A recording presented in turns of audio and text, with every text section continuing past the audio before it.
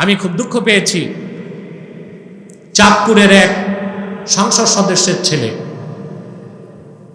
ওই সংসদ সদস্য নির্বাচনের আগে একটা ভুল করছিল।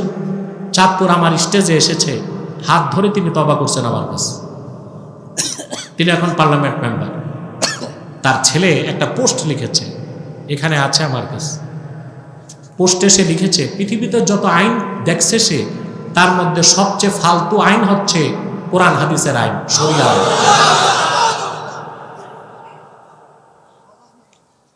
তারপরে সে চরম ধৃষ্টতা করেছে রাসূলুল্লাহর শানে, যে এক এক সময় নামাজে এক এক জায়গায় তিনি হাত বাঁধতেন,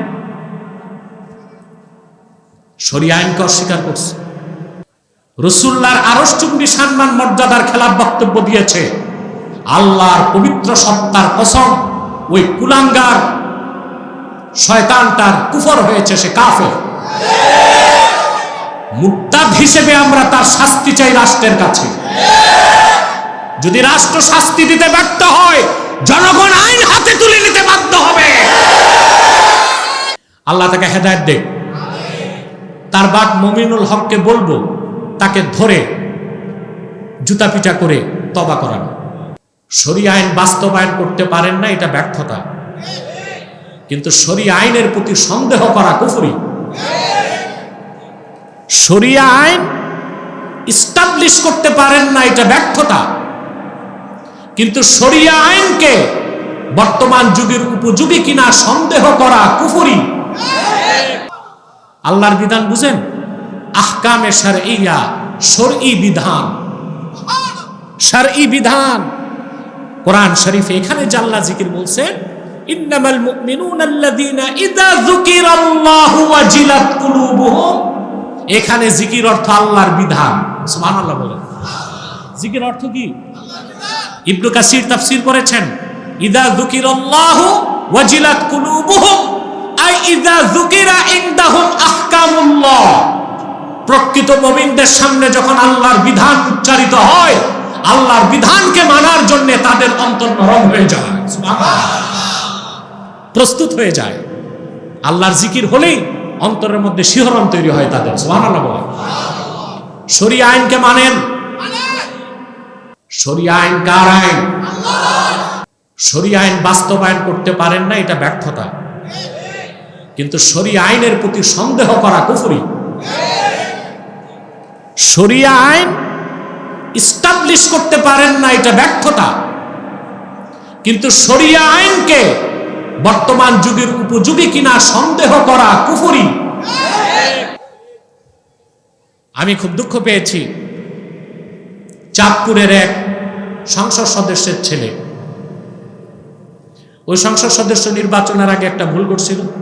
চাঁদপুর আমার স্টেজে এসেছে, হাত ধরে তিনি তওবা করছেন আমার কাছে। তিনি এখন পার্লামেন্ট মেম্বার।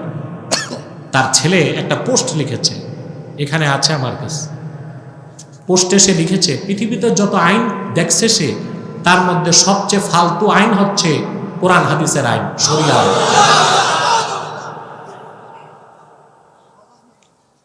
তারপরে সে চরম ধৃষ্টতা করেছে রাসূলুল্লাহর শানে। সে বলছে, নবী তো কোনো নাটকবাজ ছিলেন না, যে এক এক সময় নামাজে এক এক জায়গায় তিনি হাত বাঁধতেন। শরিয়া আইনকে অস্বীকার করছে, শরিয়া আইনকে ফালতু আইন বলছে। রাসূলুল্লাহর আরশ চুম্বি সম্মান মর্যাদার খেলাফ বক্তব্য দিয়েছে। আল্লাহর পবিত্র সত্তার কসম, ওই কুলাঙ্গার শয়তানটার কুফর হয়েছে, সে কাফের। মুরতাদ হিসেবে আমরা তার শাস্তি চাই রাষ্ট্রের কাছে। যদি রাষ্ট্র শাস্তি দিতে ব্যর্থ হয়, জনগণ আইন হাতে তুলে নিতে বাধ্য হবে।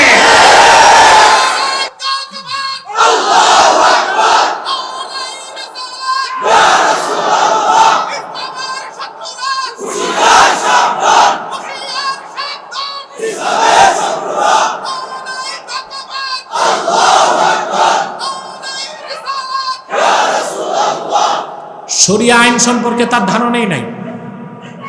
সে বলে, শরিয়া আইনের উপর কোনো কিতাব আছে নাকি? শরিয়া আইন বিধিবদ্ধ আইন কিনা তার প্রশ্ন। কথা বুঝতে পারছেন? সে লিখেছে, আজ পর্যন্ত শরিয়া আইনের চূড়ান্ত কোনো রূপরেখা প্রকাশ করা হয়নি। নাউজুবিল্লাহ। শরিয়া আইনের উৎস হচ্ছে ৩০ পারা কোরআন। শরিয়া আইনের উৎস হচ্ছে রাসূলুল্লাহর সুন্নাহ। একমাত্র পৃথিবীতে শরিয়া আইনই পরিপূর্ণ, যুগোপযোগী, স্পষ্ট এবং মানুষের সৃষ্টি বা ফিতরতের সাথে সঙ্গতিপূর্ণ।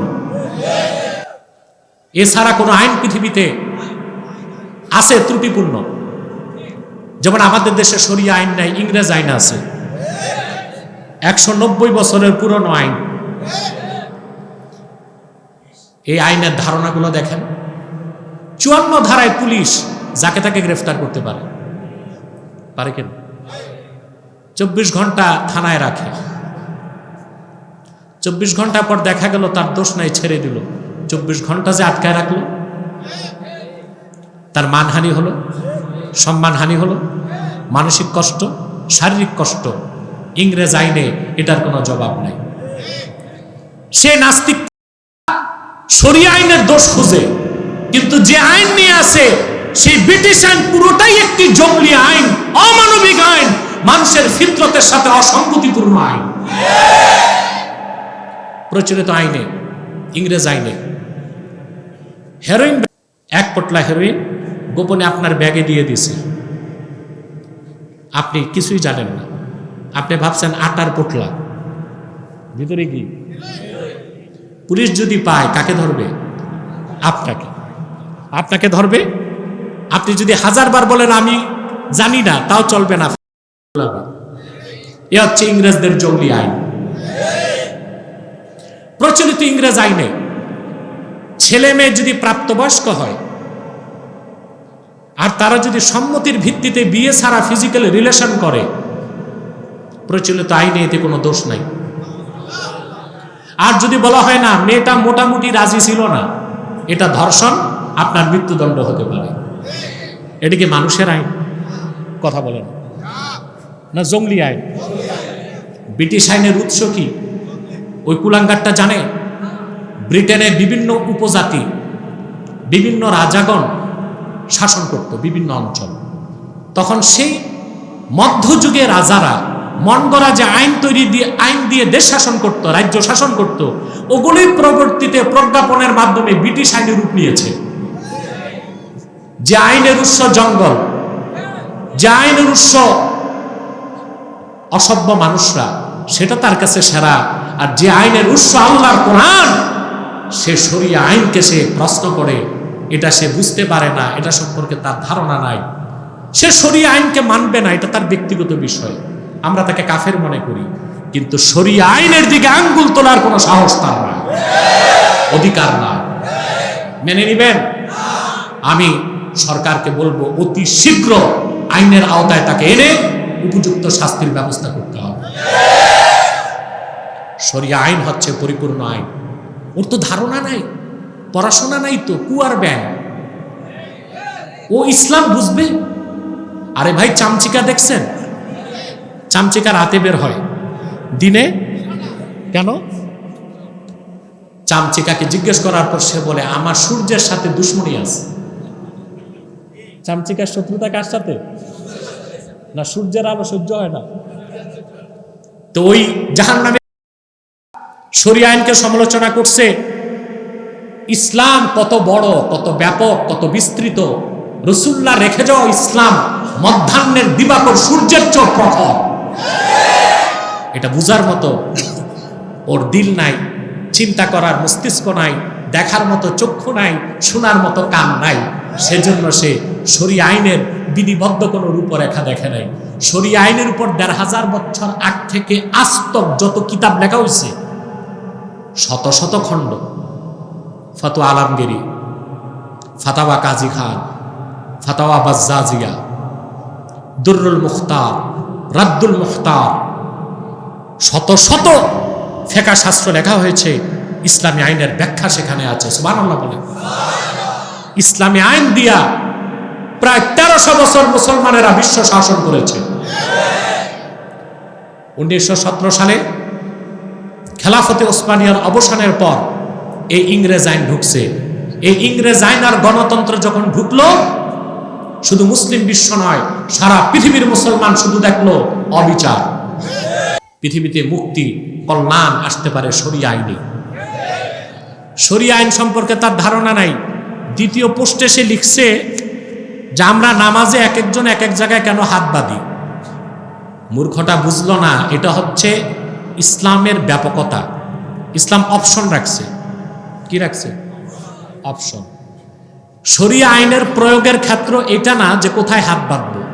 শরিয়া আইনের প্রয়োগ হচ্ছে কে নামাজ পড়লো কে পড়লো না। যে নামাজ পড়লো না মুসলিম, তাকে শাস্তির আওতায় আনা, এটা শরিয়া আইনের কাজ। কে হাত কোথায় বাঁধলো এটা শরিয়া আইনের কাজ না, এটা মাসালার বিষয়, ফকিহদের বিষয়। এটাই তো বুঝলো না, এটা বুঝলো না তো। কিন্তু সমালোচনা করে শরিয়া আইন নিয়ে। আল্লাহ তাকে হেদায়েত দেখ। তার বাপ মুমিনুল হককে বলবো তাকে ধরে জুতা পিটা করে তওবা করানো। এটার দায় আপনার উপরও আসে, সরকারের উপরও আসে। সে ইসলাম মানবে না, ওটা তার ব্যক্তিগত বিষয়, কিন্তু ইসলাম বিরোধিতার কোনো সুযোগ নেই। ঠিক কিনা? মেরা দিল তড়প রাহা হ্যায়, মেরা জল রাহা হ্যায় সিনা, ये दवा वही मिलेगी, मुझे ले चलो मदीना। अल्लाहुम्मा सल्ले अला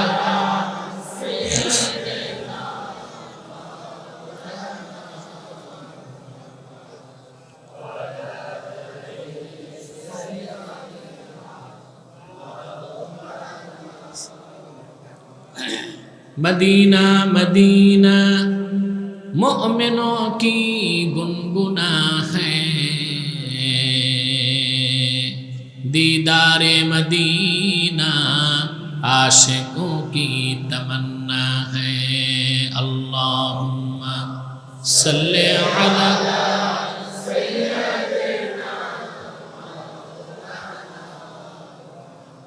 व अला आली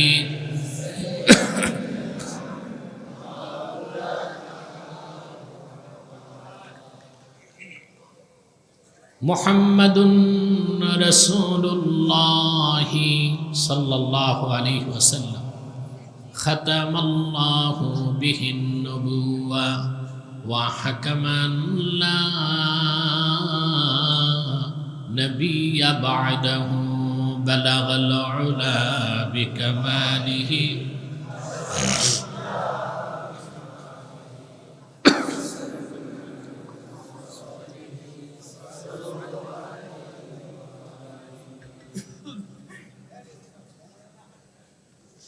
এনায়েতনগর জামে মসজিদ ও এলাকাবাসীর উদ্যোগে আয়োজিত ষষ্ঠ বার্ষিক তাফসীরুল কোরআন মাহফিলের সম্মানিত সভাপতি আলহাজ বিল্লাল হোসেন, উপস্থিত আজকের সম্মানিত অতিথি জনাব আলহাজ আসলাম সাহাব, বিশেষ অতিথিবৃন্দ, সম্মানিত ওলামায়ে কেরাম, তুলাবায়ে এজাম, নগর জীবনের ব্যস্ততার মধ্যেও আজকের মহতি মাহফিলে যারা উপস্থিত হয়েছেন স্বেচ্ছায় সানন্দে, স্বতঃস্ফূর্তভাবে, মনের আনন্দে, শুধুমাত্র আল্লাহর কোরআনের আকর্ষণে, তাদের সকলকে আমার পক্ষ থেকে হৃদয় নিংড়ানো ভালোবাসা, শুভেচ্ছা এবং অভিনন্দন জ্ঞাপন করছি। সবটুকুন শুকরিয়া আল্লাহ তাআলার জন্যে, যিনি আজকের বরকতপূর্ণ মাহফিলে আমাদেরকে আসার বসার তৌফিক মেহেরবানি করে ভিক্ষা দান করেছেন। সেজন্য আসুন আমরা সকলে একবার অবনত চিত্তে হৃদয়ের আবেগ অনুভূতি উজাড় করে সমবেত কণ্ঠে বলি আলহামদুলিল্লাহ। অগণিত অসংখ্য দরুদ ও সালাম আল্লাহর সৃষ্টির প্রধান আকর্ষণ, বিশ্বসভার সভাপতি, সকল নবী রাসূলগণের মাথার তাজ, শামসুল হিদায়াত, বদরুদ্দুজা, সৈয়দুস সাকালাইন, ইমামুল মুরসালিন, খাতামুন নবিয়্যিন অল মুরসালিন, आफताब नबूवत, शहनशाह रिसालत, सरकार दो जहां, सुल्तानुल मदीना, नबीउल अंबिया, हुजूर अकरम, नूरे मुजस्सम, नूरुन अला नूर, सय्यिदिना हबीबिना शफीइना मौलाना मुहम्मद सल्लल्लाहु अलैहि ওয়াসাল্লামের উপর আল্লাহ পাক যাকে আজ থেকে ১৫০০ বছর আগে প্রেরণ করেছেন সর্বশ্রেষ্ঠ ও সর্বশেষ নবী ও রাসূল হিসেবে, যার পরে আজ পর্যন্ত পৃথিবীতে অবশ্যই কোনো প্রকার নবী কিংবা রাসূল অবশ্যই আসে নাই, অবশ্যই এখনো নাই, অবশ্যই কিয়ামত পর্যন্ত আসবে না। প্রিয় বন্ধুগণ, ক্রমাগত কয়েকদিন ঝড় তুফান বৃষ্টি বাদল আমরা দেখেছি। আজকে আল্লাহ সুযোগ করে দিলেন, মাহফিল হচ্ছে। মনে হয় আমার আপনাদের সদিচ্ছাকে আল্লাহ কবুল করেছেন। সেজন্য আমাদের বেশি বেশি আল্লাহ তাআলার কৃতজ্ঞতা শুকরিয়া আদায় করা উচিত। সে সন্ধ্যা থেকে বক্তব্য শুনে আসছেন। আমি সূরা আনফাল থেকে কয়েকটি আয়াত তেলাওয়াত করেছি। প্রকৃত মুমিন কারা, প্রকৃত ঈমানদার কারা, তাদের কিছু বৈশিষ্ট্য আল্লাহ তাআলা এই কয়েকটি আয়াতের মধ্যে তুলে ধরেছেন। আমরাও প্রতিটি মানুষ চাই খাঁটি মুমিন এবং পরিপূর্ণ সৎকর্মশীল হতে। এটা আমাদের ইচ্ছা, সদিচ্ছা, সাধনা, ব্রত, ঠিক কিনা? এই কথাগুলো আমরা শুনবো ইনশাআল্লাহ। ভূমিকাতে একটি কথাই বলবো,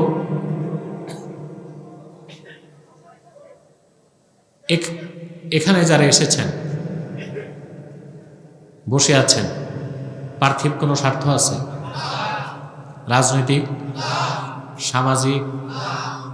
একমাত্র এসেছি আল্লাহ তার হাবিবের সন্তুষ্টি অর্জন করতে। এই যে ইলমে দ্বীন শিখার জন্য এসেছেন, আল্লাহ তাআলা আমাদের সগীরা গুনাহগুলো মাফ করে দিয়েছেন। এতে আমরা খুশি না বেজার? রইল কবিরা গুনাহ, এগুলোর কি হবে? প্রশ্ন আসে না? একটু পরেই আমি আপনাদেরকে নিয়ে হাত তুলব, মুনাজাত করব, এককভাবে না সম্মিলিতভাবে। একক মুনাজাত কবুল হতেও পারে, নাও হতে পারে, কিন্তু রাসূলুল্লাহর উম্মত যদি একসাথে হাত তুলে আল্লাহ ফেরত দেন না, কবুল করে নেন। এ বিশ্বাস আছে? আমি একটা হাদিস শোনাচ্ছি। আল্লাহর হাবিব সাল্লাল্লাহু আলাইহি সাল্লাম ইরশাদ করেছেন, মা রাফাআ কওমুন আকুফাহুম ইলাল্লাহি তাআলা ইয়াসআলুনাহু শাইআন ইল্লা কানা হাক্কান আলাল্লাহি আইয়াদা ফি আইদিহিম আল্লাযী সালু। আল্লাহর হাবিব ইরশাদ করেছেন, আমার উম্মতের কোন একটি দল যদি হাত তুলে সম্মিলিতভাবে আল্লাহর কাছে কিছু চায়, আল্লাহর উপর হক হয়ে যায়, তারা যা চায় আল্লাহ তাদের হাতে তাই দিয়ে দেন। তা আমরা যখন হাত তুলব সম্মিলিতভাবে আর আল্লাহর কাছে চাইব, তা আমাদের দোয়াও কবুল হবে, তওবাও কবুল হবে। আশা করা যায় তওবা কবুল হলে কবিরা গুনাহ আল্লাহ মাফ করে দিবেন। এতে আমরা খুশি না বেজার? বেজার কে? শয়তান। শয়তান বেজার। শয়তান আপনাদের প্ররোচনা দিবে, মুনাজাতের আগে উঠানো যায় কিনা। আমরা শয়তানকে সুযোগ দিব? আমরা নেক নিয়ত করছি, কিছুক্ষণ পরে আজকের মুনাজাত করে গুনাহ মাফ করে নিষ্পাপ বেহেশতি আল্লাহওয়ালা হয়ে বাড়ি যেতে চাই। কারা কারা হাত তুলে আল্লাহকে দেখে? আল্লাহ কবুল করুন।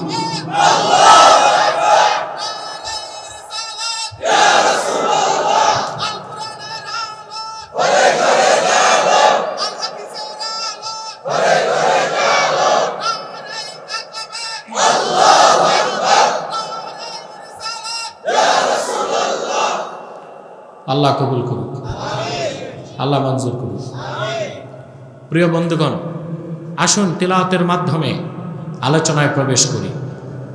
আউযু বিল্লাহি মিনাশ শাইতানির রাজীম। বিসমিল্লাহির রাহমানির রাহিম। إنما المؤمنون الذين إذا ذكر الله وجلت قلوبهم وإذا تليت عليهم آياته زادتهم إيمانا وعلى ربهم يتوكلون। আল্লাহ তাআলা বলেন, প্রকৃত মুমিন তো তারাই, তাদের সামনে যখন আল্লাহর জিকির হয়, ওয়াজিলাত কুলুবুহুম আয় খাফাত কুলুবুহুম, আল্লাহর জিকিরের সাথে সাথে তাদের অন্তরসমূহ আল্লাহর ভয়তে ভীত সন্ত্রস্ত হয়ে যায়, গলে যায়। সুবহানাল্লাহ। ওয়া ইযা তুলিয়াত আলাইহিম আয়াতুহু, আর তাদের সামনে যখন আল্লাহর কোরআনের আয়াত তেলাওয়াত হয়, জাদাতহুম ঈমানা, কোরআনের তেলাওয়াত তাদের ঈমানকে বৃদ্ধি করে। ওয়া আলা রাব্বিহিম ইয়াতাওয়াক্কালুন, আর তারা তাদের রব মহান আল্লাহর উপর তাওয়াক্কুল করে, ভরসা রাখে, নির্ভর করে। বলেন সুবহানাল্লাহ। আল্লাযীনা ইউকিমুনাস সালাতা ওয়া মিম্মা রাযাকনাহুম ইউনফিকুন, এবং যারা 5 ওয়াক্ত নামাজ আদায় করে, অমিম্মা রাযাকনাহুম ইউনফিকুন আই মিম্মা আ'তাইনাহুম ইয়াতাসাদ্দাকুন, আর আমি যা রিজিক হিসেবে দান করেছি তার থেকে তারা খরচ করে, যাকাত দেয়। সুবহানাল্লাহ। উলাইকা হুমুল মুমিনুনা হাক্কান, আল্লাহ পাক বলেন তারাই প্রকৃত মুমিন, খাঁটি মুমিন। বলেন সুবহানাল্লাহ। ঈমানের দাবি করা এক বিষয়, আর ঈমানের দাবিতে সত্যবাদী হওয়া আরেক বিষয়। দাবি করা এক বিষয়, আর ঈমানের দাবিতে সত্যবাদী হওয়া আরেক বিষয়। ঈমানের দাবি করাটা মৌলিক বিষয় নয়, ঈমানের দাবিতে সত্যবাদী হওয়াটাই মৌলিক বিষয়। আল্লাহ পাক বলেন, ইন্নামাল মুমিনুনাল্লাযীনা আমানু বিল্লাহি ওয়া রাসূলিহি থুম্মা লাম ইয়ারতাবু ওয়া জাহাদু বিআমওয়ালিহিম ওয়া আনফুসিহিম ফি সাবিলিল্লাহি উলাইকা হুমুস সাদিকুন। আল্লাহ রাব্বুল আলামিন বলেন, প্রকৃত মুমিন তো তারাই যারা ঈমান এনেছে মহান আল্লাহর উপর, ঈমান এনেছে আল্লাহর রাসূল নবীগণের মাথার তাজ মুহাম্মদ সাল্লাল্লাহু আলাইহি ওয়াসাল্লামের উপর, থুম্মা লাম ইয়ারতাবু, অতঃপর ঈমান ও ইসলামের কোন একটা বিষয়কে সন্দেহ করল না। বলেন সুবহানাল্লাহ। ঈমান আনলেন, ইসলামের কোনো বিষয়ে যদি সন্দেহ থাকে, আপনি কি মুসলিম? মুমিন বলা যাবে? কথা বলেন। আল্লাহ পাক বলেন, ঈমান আনলো আল্লাহর উপর, তার রাসূলের উপর, অতঃপর ন্যূনতম সন্দেহ পোষণ করল না ঈমান ও ইসলামের কোনো বিষয়। ওয়াজাহাদু বিআমওয়ালিহিম ওয়া আনফুসিহিম ফি সাবিলিল্লাহ, অতঃপর জিহাদ করল জান ও মাল দিয়ে আল্লাহর পথে। উলাইকা হুমুস সাদিকুন, আল্লাহ বলেন তারাই ঈমানের দাবিতে সত্যবাদী। বলেন সুবহানাল্লাহ। ঈমানের মানদণ্ডে উত্তীর্ণ হবে যে মুমিন, একমাত্র সেই সফল। আপনার বিত্ত বৈভব আছে, জনসমর্থন আছে, কর্মী আছে, টাকা আছে, ফ্যাক্টরি আছে, সব আছে, ঈমান নাই, আপনার চেয়ে ভাগ্য বিপন্ন, ক্ষতিগ্রস্ত আর কেউ হতে পারে না। আরে কোরআনে কারীম আল্লাহ রাব্বুল আলামিন বলেন, কুল হাল নুনাব্বিউকুম বিল আখসারিনা আ'মালা আল্লাযীনা দাল্লা সা'য়ুহুম ফিল হায়াতিদ দুনিয়া ওয়া হুম ইয়াহসাবুনা আন্নাহুম ইউহসিনুনা সুনআ। আল্লাহ রাব্বুল আলামিন বলেন, হাবিব আমার মুহাম্মদ সাল্লাল্লাহু আলাইহি ওয়াসাল্লাম মানব জাতিকে বলুন, পৃথিবীর মানুষেরা তোমাদের মধ্যে আমলের দিক দিয়ে সবচেয়ে ক্ষতিগ্রস্ত কারা, তাকে আমি বলবো শোনো। যারা এই পৃথিবীতে ঈমান আনলো না, সৎকর্ম করলো না, সমস্ত প্রচেষ্টা ব্যয় করলো শিরক ও কুফরের পথে, আর তারা তাদের মন গড়া কাজগুলোকে উত্তম মনে করলো, ঈমানবিহীন নেক আমলবিহীন, ওই মানুষগুলো সবচেয়ে ক্ষতিগ্রস্ত। বলেন নাউজুবিল্লাহ। একমাত্র সফল মুমিন, সফল কে? আল্লাহ রাব্বুল আলামিন বলেন কোরআন কারীমের শুরুতে ঈমানের আলোচনা করার পরে আল্লাহ তাআলা বলেন,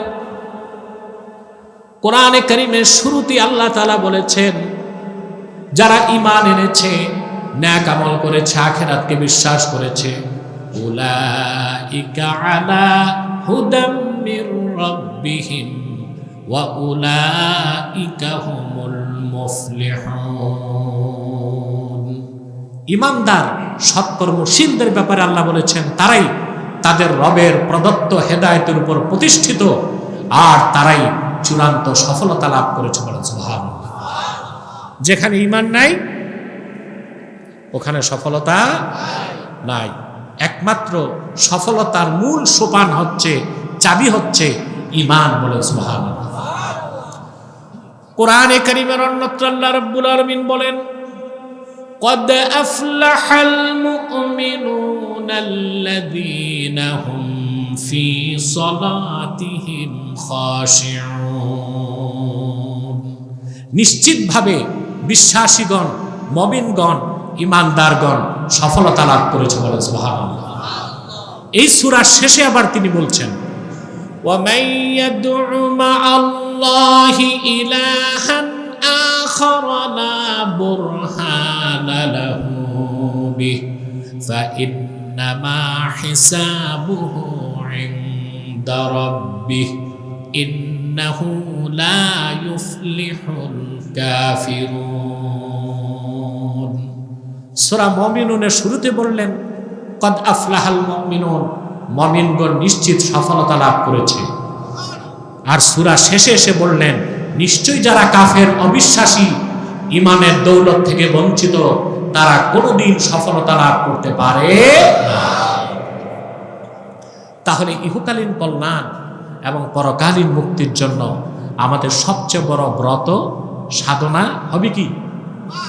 মুমিন হওয়া। সেটা কি নামের মুমিন না কাজের মুমিন?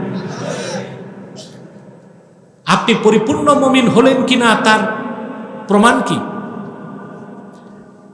ঈমানের সর্বোচ্চ মানদণ্ডে আপনি যখন উত্তীর্ণ হবেন, আপনি নিজেই বুঝতে পারবেন আপনি পরিপূর্ণ মুমিন ও খালেস মুখলেস হয়ে গেছেন।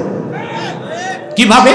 সেই কথাগুলো আল্লাহ বলতেছেন, ইন্নামাল মুমিনুনা আল্লাযীনা ইযা যুকিরাল্লাহু ওয়াজিলাত কুলুবুহুম ওয়া ইযা তুলিয়াত আলাইহিম আয়াতুহু যাদাতুহুম ঈমানান ওয়া আলা রাব্বিহিম ইয়াতাওয়াক্কালুন।